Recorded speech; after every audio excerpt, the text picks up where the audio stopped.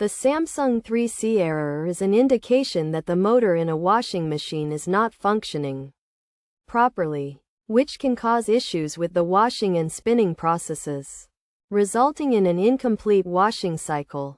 This error code is often caused by an overloaded washer, as excessive laundry can strain the motor while rotating or prevent it from rotating altogether.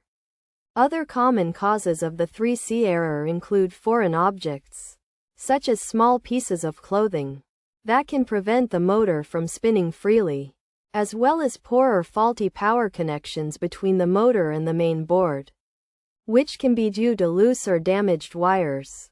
To fix the error, it is essential to avoid overloading the washer by removing some of the laundry and redistributing it evenly, following the manufacturer's guidelines for load capacity.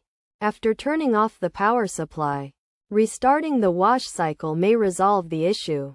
If the error persists, removing any foreign objects from the motor using a suitable tool, such as a tweezer, can help. Additionally, checking the power connection for loose or damaged wires and replacing any faulty wires can also resolve the issue.